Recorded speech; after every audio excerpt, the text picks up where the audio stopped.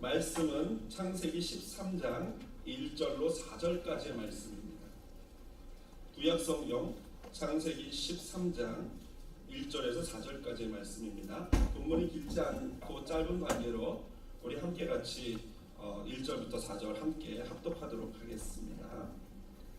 구약성경 15페이지 있습니다. 다 찾으셨으면 같이 읽습니다. 아브라함이 애굽에서 그와 그의 아내와 모든 소유와 롯과 함께 네겝으로 올라가니 아브라함에게 가축과 은과 금이 풍부하였더라. 그가 네겝에서부터 길을 떠나 베델에 이르며 베델과 아이 사이 곧 전에 장막 쳤던 곳에 이르니 그가 처음으로 제단을 쌓은 곳이라.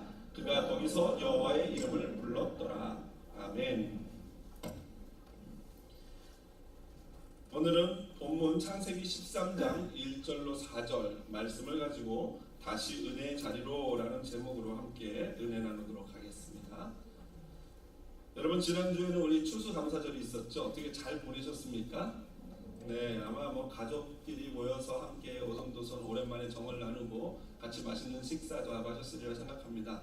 저는 이 가족이 이곳에 없기 때문에, 어머니가 지금 물론 미국에 와 계시기 때문에 오히려 좋은 시간이 됐고요. 또 청년들 가운데 가족이 없는 친구들을 위해서 우리 교회에서 모여서 같이 좀 바베큐를 해서 청년들 한 끼 식사 대접을 했습니다. 그래서 함께 먹었는데 가족이 있는 친구들이 더 많이 온 것 같아요. 우리 청년들과 함께 즐거운 시간을 보내고 성도님들 덕분에 즐거운 시간을 보냈습니다. 여러분이 추수감사절이 되면 굉장히 유명한 게 있죠. 요즘에는 이제 한국에까지도 그 문화가 번지고 있는 것 같은데, 블랙 프라이데이라고 여러분 아시죠? 아마 이때부터 미국의 연말 이 소비가 시작되는 것 같아요. 그래서 크리스마스 그리고 연말 연시까지 이 소비가 이어지는데요. 이제 블랙 프라이데이가 금요일날 끝나지 않았습니까? 제가 한번 이 시차를 나가봤습니다. 요즘 세상 사람들은 어떻게 블랙 프라이데이를 잘 보내고 있나 나가봤더니, 저는 이제 저녁 늦게, 저 사람 많은 걸 너무 싫어하기 때문에 막 쭉쭉하는 걸 너무 싫어서 저녁 늦게 나갔더니 완전히 쇼핑몰이 초토화가 되어 있더라고요, 보니까. 그럼에도 불구하고 시간이 오래 걸리는 그런 시기고, 보니까 이 사람들이 왜 이렇게 이 난린가 하고 보니까 막 TV 이만한 게 한 번 500불, 800불 이러니까요. 정말 사람들 눈이 이렇게 될 법도 하더라고요. 그래서 제가 궁금해서 뉴스를 좀 이렇게 뒤져봤더니, 이 블랙 프라이데이부터 크리스마스 때까지 이 연말에 이 미국 사람들이 소비하는 소비가 장난이 아닙니다. 아직 블랙 프라이데이 끝났지만 아직 사이버 먼데이가 남아있지 않습니까? 내일 이 인터넷에서는 아직도 여전히 할인을 한다고 합니다. 그러니까 인터넷에 들어가면 싸게 막 무엇인가 구입할 수 있는데, 그렇게 해서 사람들이 이 기간, 그러니까 11월 말부터 해서 12월까지 쓰는 전체 이 소비하는 돈이 자그마치 한국 돈으로는 1000조 원이라고 합니다. 1000조. 미국 사람들만 쓰는 돈이요. 이거를 달러로 바꾸면 1조 달러. 가늠이 안 되시죠? 이게 돈인지 무슨 새로 나온 새인지 이게 가늠이 안 되는 이 액수가 1조 달러입니다. 이렇게 이 많은 돈을 미국 전 국민으로 나눠보니까 1인당 한 1000불씩 쓴다고 합니다. 어떻게 쓰셨습니까? 조금 못 미친다, 좀 더 써야겠다 이러시는 분 계시고, 넘은 분도 계실 수 있는데, 여하튼 그 평균 하면은, 플랫하게 하면은 모든 사람이 한 1000불 이상씩을 쓰는 정도다라는 거예요. 그러다 보니 이 연말 연시에 원치 않는 여러 가지 이 다양한 만남의 자리, 모임의 자리 가게 되지 않겠습니까? 소비의 자리도 가고, 동창회다, 무슨 회다 하면서 많은 자리를 가다 보면은, 여러분 이 연말연시 그런 모임들 가고 소비 문화에 빠지는 것은 당연한 이 세상의 흐름인데, 거기에 흐름을 맡기다 보면 어떻게 됩니까? 나도 모르게 아브라함처럼 실수하거나 범죄할 가능성이 어떻게 됩니까? 높아진다라는 거예요. 물론 우리가 지난주에 살펴봤지만 아브라함은 이 쓰디쓴 실패를 경험하고 애굽에서 쫓겨났지만 하나님 덕분에 어떻게 됐습니까? 전화위복이 돼서 하나님이 모든 것을 선하게 이끌어 가시지 않았습니까? 그럼에도 불구하고 이러한 실수나 실패는 그 공동체에 상처가 남고 아픔이 되지 않겠습니까? 아브라함의 공동체에도 분명히 적지 않은 상처와 그 가정에도 아픔이 있었을 것입니다. 자, 그렇다면은 이 아브라함이 이제 어떻게 그 실패자, 물론 모든 것들은 다 상황은 좋아졌어요. 그러나 그 실패와 아픔의 자리에서 어떻게 회복과 행복의 자리로 갈 수 있는가? 오늘 저는 우리 성도님들과 함께 말씀을 통해서 그것을 살펴보기를 원합니다. 여러분 사실 우리 인생은요 때로는 크고 작은 실수와 실패들이 계속해서 연달아 있는 것이 우리의 인생이라고 생각을 합니다. 실패하지 않는 사람 없고요, 실수하지 않는 사람 없습니다. 중요한 것은 뭐냐면은 그 실패와 그 실수의 자리에서 그 이후에 어떻게 그것을 대처하느냐가 사실은 더 중요한 인생의 성공과 실패에 가늠이 되는 어떤 조건이다라고 생각을 합니다. 오늘 그럼 어떻게 아브라함이 그 실패와 실수의 자리에서 회복과 행복의 자리로 가고 있는가 오늘 본문을 통해서 살펴보기를 원합니다. 먼저 오늘 본문은요 저자인 모세가 기록하고 있는데 모세가 아브라함이 애굽에서 나오는 모습을 이렇게 자세하게 묘사를 하는데 순서가 있습니다. 1절에 보면요 그와 그의 아내와 모든 소유와 롯과 함께 네겝으로 올라가니 라고 기록을 하고 있습니다. 정확히 출애굽하는 순서가 아브라함과 아내 사레와 모든 소유와 그리고 마지막에 롯이 나옵니다. 여러분 이 순서는요 그냥 적은 게 아니고 사실은 이 아브라함에게 있어서의 어떤 중요성 그리고 아브라함과의 관계성을 이 비추고 있다고 해도 과언이 아닙니다. 이 순서를 통해서 지금 아브라함과의 관계와 아브라함에게 있어서 어떤 것이 중요한지 우선순위를 보여주고 있어요. 그래서 여러분 오늘 이 롯이 사실 아브라함의 모든 소유보다도 맨 뒤에 등장한다는 것은 앞으로 다음 주에 살펴볼 벌어질 일들에 대한 어떤 예고편이기도 합니다. 그만큼 이미 아브라함과 롯이 멀어져 있는 관계가 되었다, 소원한 관계가 되었다라고 볼 수 있습니다. 특별히 이 롯은요 12장 5절에 등장하고 그리고 애굽에서 있었던 그 많은 사건들 가운데 한 번도 등장하지 않고 오늘 본문에서야 다시 비로소 등장을 합니다. 이것이 다음 주에 우리가 살펴볼 이 아브라함과 롯이 헤어질 수밖에 없게 되는 것의 예고편이다라고 볼 수 있는 것입니다. 자, 오늘 아브라함은 이러한 아내 사레와 모든 소유와 롯을 이끌고 어딘가로 정처 없이 떠나고 있습니다. 그런데 거기가 어디입니까? 바로 1절에 보니까 네게브라고 나옵니다. 네게브는 히브리어로 네게브인데 그 뜻이 의미가 무엇이냐? 남방, 남쪽 지역이라는 뜻이에요. 그래서 여러분 12장 9절에 보면요 8절 아래 뒷부분에 여호와께 제단을 쌓고 여호와의 이름을 부르더니 그 다음에 9절에 점점 남방으로 옮겼더라. 남쪽 지역으로 옮겼더라. 서든 그러니까 남쪽 방향으로 옮긴 그것이 바로 네게브이다라는 거예요. 그래서 팔레스타인 지역의 남쪽 지역을 보면요 약간 평지입니다. 그러니까 애굽으로 이어지기 전에 이 가나안 지역이 있고 이렇게 내려와서 애굽으로 이어지기 전에 여기가 평지거든요. 여기 전체를 네게브라고 일컫고 있는 것입니다. 특별히 애굽에서 네게브 지역으로 올라갔다라는 표현을 한 것은 그것이 지도상으로도 가나안이 애굽보다는 위쪽에 위치해 있고요. 또 한편으로는 해발, 그러니까 해수면, 바다면에서부터 이 버티칼 높이로 올라간 높이가 애굽보다 이 가나안 지역이 예루살렘 지역이 훨씬 높습니다. 그래서 대대적으로 이스라엘 사람들은 애굽은 내려가는 것이고 다시 예루살렘으로는 올라온다라는 표현을 쓰는 것입니다. 그래서 이렇게 쓰고 있습니다. 그런데 이 아브라함이 네겝으로 올라가는데 그에게 보면 2절에 보니까 가축과 은과 금이 풍부하였다라고 나옵니다. 여기 특별히 은과 금을 기록하고 있는 이유가 있습니다. 여러분 이 아브라함은 원래 유목민이잖아요.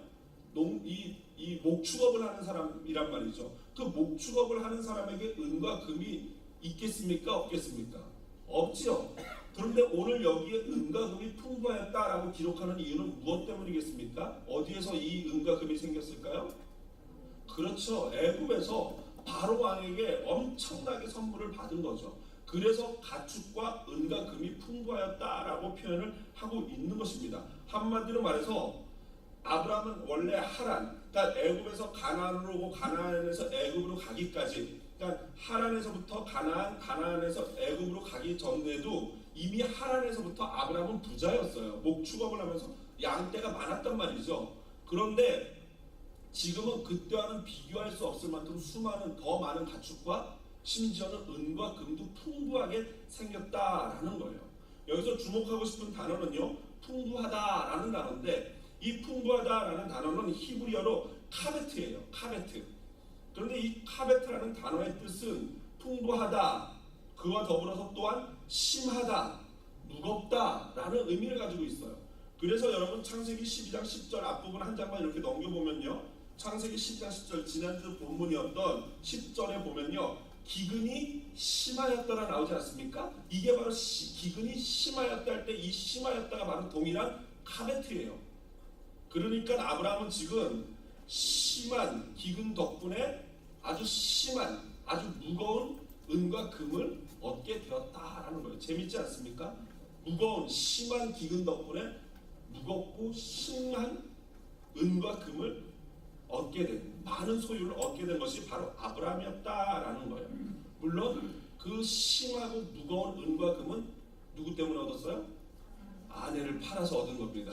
여러분, 자, 과연 그러면 이 수많은 소유물 때문에 아브라함이 행복했을까요? 행복하지 않았을까요?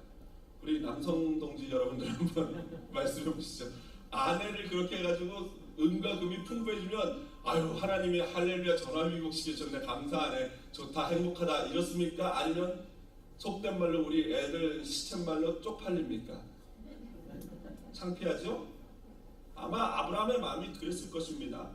아브라함이 그 많은 소유가 있지만 결코 행복하지는 않았다라는 것을 우리는 알 수 있습니다. 여러분 혹시 마이다스의 손이라는 얘기 들어보셨습니까? 마이다스 손? 이 일반적으로 마이다스의 손이라고 하면 어떤 일을 잘 해결하는 능력 있는 사람을 가리킬 때 그 사람 마이다스야, 정말 대단해, 돈 잘 벌거나 아니면 능력 있어서 일을 잘 처리하는 사람을 마이다스의 손이라고 얘기를 합니다. 그런데 사실 이 마이다스 손은 원래는 그런 의미는 아니죠. 원래 마이다스는 그리스 신화에 나오는 왕의 이름인데, 이 마이다스가 하루는 디오니소스라는 술의 신, 술 있지 않습니까? 주신이라고 하는 그 술의 신에게 이 소원을 빌게 됩니다. 이 술의 신이 이 마이다스라는 왕이 자신의 양 아버지를 잘 돌봐줬기 때문에 소원을 하나 말해보라고 합니다. 그러자 이 마이다스 왕이 생각하다가, 원래 그때도 부자였는데 마이다스 왕이 이렇게 얘기를 합니다. 욕심이 과한 거죠. 욕심이 있어서 그 술의 신에게 내가 만지는 것마다 금이 되게 해주세요 라고 부탁을 합니다. 그랬더니 신이 괜찮을까? 그래도 해주세요, 오케이 하고 소원을 들어줍니다. 그러자 이 왕이 만지는 것마다 뭐가 됩니까? 마이다스가 만지는 것마다 금이 되는 거예요. 그래서 마이다스가 하루는 사과를 먹고 싶어서 사과를 딱 잡는 순간 어떻게 돼요? 금사과가 되는 거예요. 왜 이렇게 표정들이 밝아지십니까? 너무너무 행복해 보이시는 것 같아요. 물잔을 마시려고 딱 잡으니까 금잔으로 변하는 거예요. 너무너무 좋은데 막상 그러다 보니까 어떤 문제가 생깁니까? 음식을 못 먹는 거예요. 닭다리를 잡으니까 금닭다리가 되는 거죠. 그런데 하루는 또 자기 딸이 아빠를 보겠다고 왕궁에 들어오니까 딸이 너무 이뻐서 딸을 어떻게 합니까? 허그를 했어요. 그런데 딸이 어떻게 됩니까? 황금으로 변해버리는 거예요. 그러자 이 마이다스 왕이 더 이상은 안 되겠다 싶어서 다시 이 술의 신을 찾아갑니다. 그래서 디오니소스에게 말합니다. 제발 이것을 바꿔주세요. 원래대로 돌려주세요.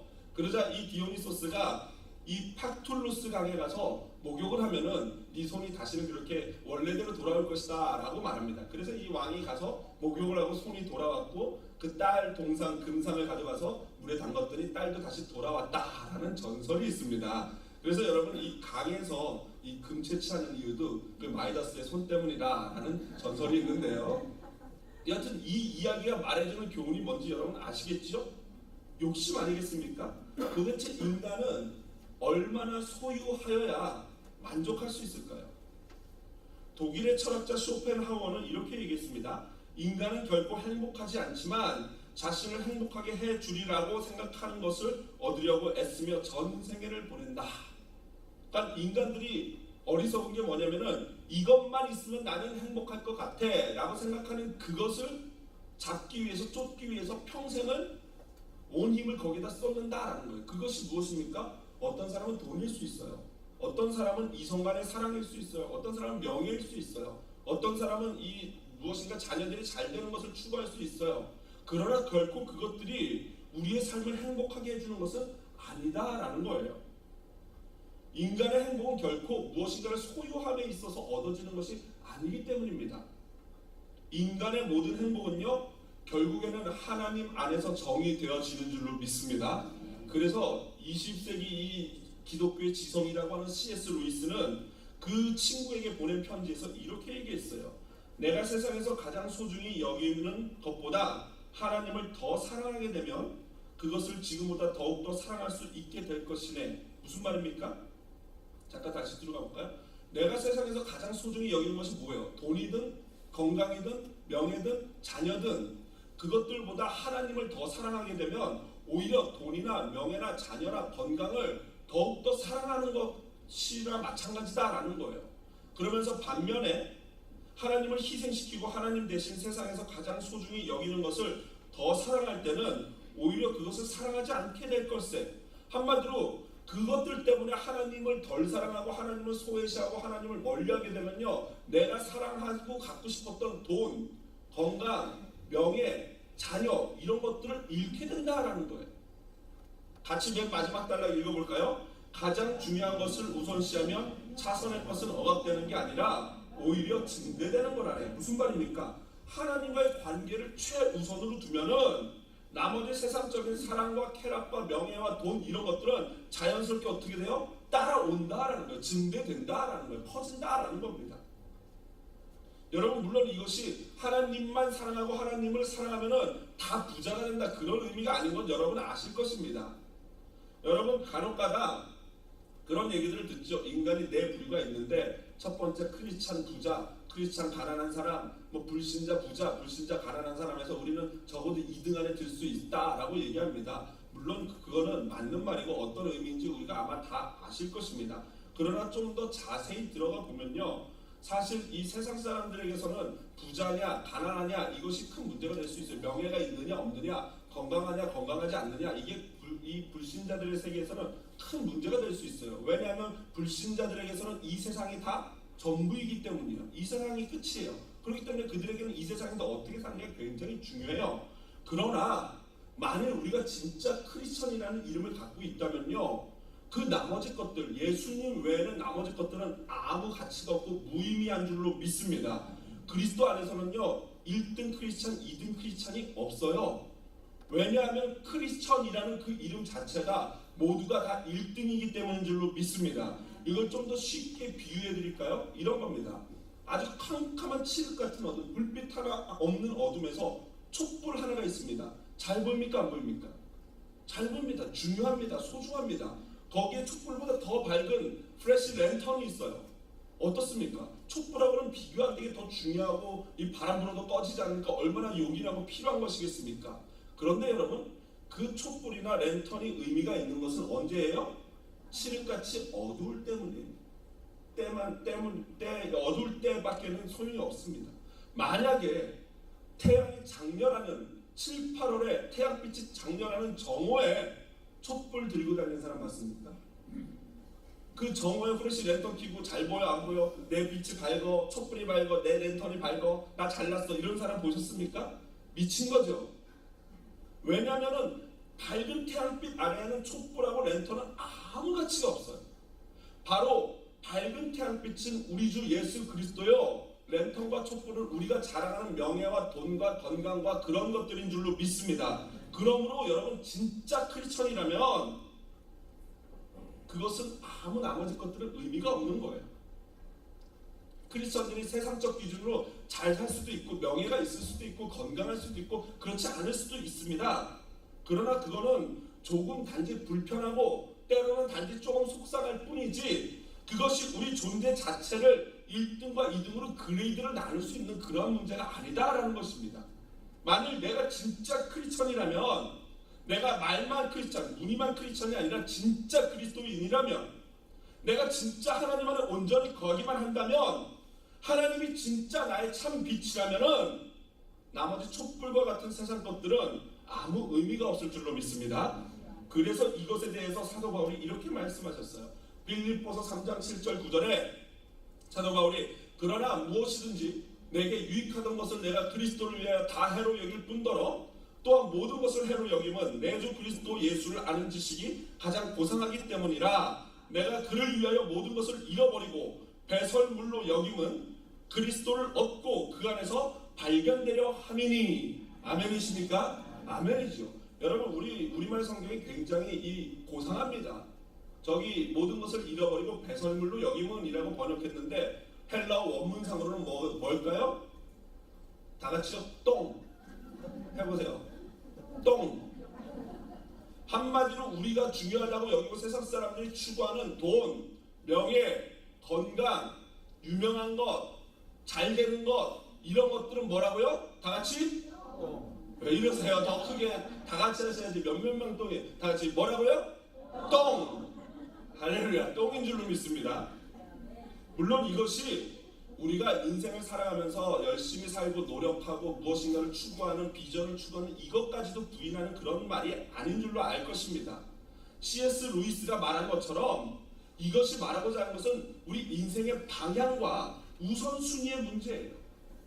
그래서 여러분 에릭 프롬이 그러지 않았습니까? 인간은 두 가지 종류가 있다. 소유를 추구하는 존재냐 아니면 존재를 추구하는 존재냐. 그러니까 인간이 막 무엇인가 갖고 쌓고 내 거를 챙기고 이러는 존재는요 참 가치 없는 수준 낮은 존재인 것이에요. 우리 크리스천은 바로 하나님을 추구하는 존재를 추구하는 존재인 줄로 믿습니다. 자, 그런데 문제는요, 그럼 아브라함이 소유를 추구한 사람인가? 물질만을 추구한 그런 수준 낮은 사람이었던가? 그렇지가 않아요. 아브라함은 사실 그런 소유를 추구하는 것만은 아닙니다. 단지 순간적인 인간적인 판단 때문에 잘못 판단해가지고 실패의 자리, 실수의 자리로 간 것입니다. 자, 그렇다면 아브라함은 어떻게 해야 되겠습니까? 실패의 자리에서 어떻게 회복하고 어떻게 행복의 자리로, 성공의 자리로 올 수 있겠습니까? 여러분 오늘 본문을 보면 아브라함이 애굽에서 가나안으로 가는데 그 중간에 네게브라는 지역에 이르릅니다. 이것은 당연하지 않겠습니까? 그 먼 길이를 약 300km가 넘는 그 거리를 아브라함의 많은 양떼 짐승과 많은 식솔들을 거느리고 하인들을 거느리고 가려면요 쉬엄쉬엄 갈 수밖에 없죠. 그 중에 쉬었던 것이 아까 말씀드렸던 네게브 남방 지역, 팔레스타인 남쪽 광야 지역이었고 평야 지역이었고요. 그 다음에 마지막 최종 목적지로 도착한 것이 어디입니까? 바로 베델이에요.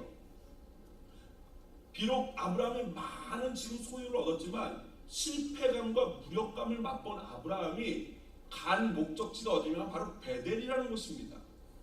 여러분 베델이 어떤 곳입니까? 12장 7절 8절 앞부분 한번 볼까요? 보면 어떻게 나와 있습니까? 세겜에서 아브라함이 제단을 쌓았고요. 8절에 보니까 베델 동쪽 산으로 옮겨 장막을 치니 서쪽은 베델이요 동쪽은 아이라. 그가 그곳에서 여호와께 제단을 쌓고 여호와의 이름을 부르더니 그곳이 바로 베델이에요. 근데 사실 베델은 이 야곱을 보면은 야곱이 돌베개 베고 자다가 일어나서 선사들을 보고 환상 가운데 보고 아 이곳이 바로 하나님의 집이구나라고 알고 베델이라고 명명하면서 거기에 돌베개로 돌단을 쌓은 것이 베델이거든요. 그럼 베델이라고 불리운 것은 야곱 때부터예요. 그러니까 지금 아브라함 때는 사실 베델이 아니었죠. 모세가 기록하고 있기 때문에 베델이라고 쓴 거지. 이때 아브라함 그때 당시에는 베델이 아닌 어떤 동네요? 바로 루스였다라는 것입니다. 그래서 창세기 28장 19절에 보면은 그곳 이름을 베델이라 하였더라. 이 성의 옛 이름은 루스더라라고 나와요. 루스는 바로 어떤 곳입니까? 원래 가나안 민족들이 엘이라는 신을 섬겼는데 그 엘이라는 신에게 바쳐진 동네가 루스예요. 그러니까 우상 숭배를 하는 그 동네에 지금 아브라함이 거기서 하나님을 예배하기 시작했다라는 것입니다. 왜 아브라함이 다시 베델로 갔습니까? 베델이 어떤 장소예요? 하나님께 제단을 쌓았던 곳이에요. 아까도 봤지만 세겜에도 물론 제단을 쌓았지만 오늘 여기 4절에 그가 처음으로 제단을 쌓은 곳이라고 하는 이유는 세겜에서는 그냥 제단만 쌓았고 하나님을 예배한 장소가 어디예요? 베델에서 제단을 쌓고 그곳에서 하나님을 예배한 곳입니다. 그러므로 베델이라는 것은 공식적으로 아브라함이 하나님을 예배하기 시작한 장소가 바로 베델이에요. 한마디로 아브라함에게 있어서 그 자리는 어떤 자리입니까? 은혜의 자리요 예배의 자리인 줄로 믿습니다. 그래서 이 부분을 존 칼빈 목사님은 이렇게 해석하고 있어요. 찬양과 감사가 있는 공식적인 예배를 했다라고 해석하고 있습니다. 그렇습니다, 여러분.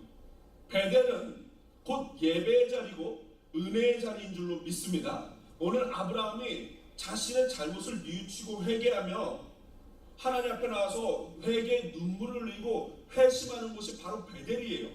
그리고 동시에 자신의 죄 때문에 이런 일들이 벌어졌지만 그럼에도 불구하고 모든 일을 합력해서 선으로 바꾸시고 아름답게 바꿔주신 하나님을 찬양하고 있는 자리가 바로 이 베델이라는 예배 장소다라는 겁니다. 여러분 혹시 지금 실패 자리에 있는 분 계십니까? 여러분 그런데 무엇이 실패입니까?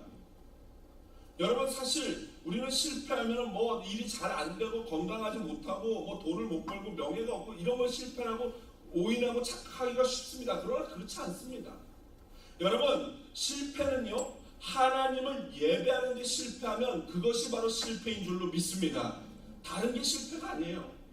아무리 모든 것이 잘 되어도요 아무리 모든 일이 척척척 잘 진행되고 은금이 풍부해지고 소유가 막 그냥 맨날 늘어나고 하나님 앞에 모든 것이 다 잘 되는 것 같아도 예배에 실패하면 그것은 다 실패한 것입니다. 반면에 아무리 모든 것이 꼬이고 안 되고 어려워져도 예배에 성공하는 자야말로 모든 것에 성공한 것인 줄로 믿습니다. 물론 예배에 성공한다는 것은요 단순히 예배에만 참석하는 것을 의미하는 건 아니에요.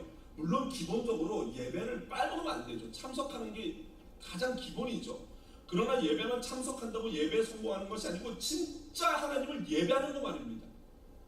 여러분 진짜 하나님을 어떻게 예배하고 있습니까? 지금 말씀 하나를 읽어도요 정말로 온 힘 다해서 온 마음 다해서 그 말씀을 집중해서 읽어야 돼요. 찬양 한 곡을 불러도요 온 힘 다해서 목소리가 터져라고 하나님을 찬양해야 돼요. 한마디 기도를 해도 정말 이 기도를 하나님 반드시 들어주시옵소서라는 정말 절실한 간절한 마음을 가지고 기도해야 할 줄로 믿습니다. 진짜 예배는요 하나님이 찾으신다 그랬는데 예배하는 자를 찾으신다 그랬는데 그 찾으시는 예배하는 자는 어떤 자예요? 상한 심령을 가진 자예요. 일주일 동안 세상을 살아가면서 고통과 아픔 가운데 힘들고 어렵지만 그 힘들고 어려운 마음을 가지고 아브라함처럼 실패와 실수의 그 아픈 마음을 가지고 고스란히 하나님 앞에 나와서 내 죄를 회개하고 하나님 나를 불쌍히 여기시고 붙들어 주시옵소서 라고 기도하고 예배하고 찬양하는 것 그것이야말로 진짜 살아있는 예배인 줄로 믿습니다. 여러분 영혼이 없는 예배는요 예배가 아닙니다. 전인격적인 예배 나의 인격, 나의 생각과 마음과 뜻과 온 힘과 정성과 나의 시간과 내 육체의 힘과 나의 재물을 온전히 바쳐서 드리는 예배 이것이 바로 살아있는 전인격적인 산재물인 줄로 믿습니다. 말씀을 마무리합니다. 여러분 아브라함을 한번 생각해 보십시오. 참 치욕적이었을 것입니다. 그렇죠? 잘 나가던 그 아브라함이 생각 한번 삐끗 잘못해서 애굽으로 내려가고 애굽에서 어떻게 자기 혼자 살아보겠다고 사랑하는 아내를 여동생이라고 속여서 아내를 졸지에 뺏겨버립니다. 하나님의 은혜로 아내가 돌아왔지만 그 아내를 볼 면목이 있겠습니까? 낯이 있겠습니까? 얼마나 민망하고 얼마나 미안하고 송구스러운 마음이겠습니까? 여러분 카페트 무거울 정도로 수많은 소유를 덕분에 얻었습니다.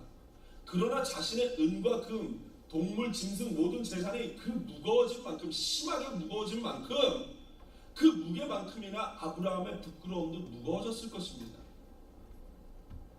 함께한 조카 롯도 그리고 수많은 종들에게도 사실은 부끄러워서 면목이 없을 것입니다. 뭘 모르는 사람들은 아마도 아브라함의 이러한 상황을 보고 성공했다 그러겠죠. 와, 저렇게 부자가 됐더니 성공했다. 하지만 하나님의 뜻을 어긋나서 하나님을 등지고 얻은 것들은 아무런 의미가 없는 것입니다. 그러면 아브라함이 이 모든 수치와 부끄러움을 씻어버릴 수 있는 그 방법이 무엇입니까? 그것이 바로 그 자리가 바로 은혜의 자리요 바로 하나님을 예배하는 베델인 줄로 믿습니다. 여러분 한 해를 마무리하는 시점이에요. 수많은 모임과 수많은 여러가지 술자리의 유혹 세상적인 모임들의 유혹이 있을 것입니다. 여러분 저와 여러분은 지금 애굽을 향해서 내려가고 있습니까? 아니면은 네게브 베델을 향해서 올라가고 있습니까? 여러분 이 한 해를 어떻게 마무리하실 것입니까? 진지하게 여러분에게 촉구합니다. 진지하게 하나님의 말씀 앞에 서서 말씀을 통해서 우리 자신을 돌아보기를 원합니다. 또한 한 해를 돌아볼 뿐더러 우리 자신과 가족이 모여서 한 해를 돌아보면서 하나님 앞에 예배의 자리로 나오기를 주님의 이름으로 축복드립니다. 왜냐하면은 그 길만이 우리가 살 길인 줄로 믿습니다. 왜냐하면 그 길만이 우리의 행복의 길이요 회복의 길인 줄로 믿습니다. 올 한 해를 하나님 앞에 살아있는 예배로 마무리하는 하나님의 자녀 되시기를 주님의 이름으로 축복드립니다.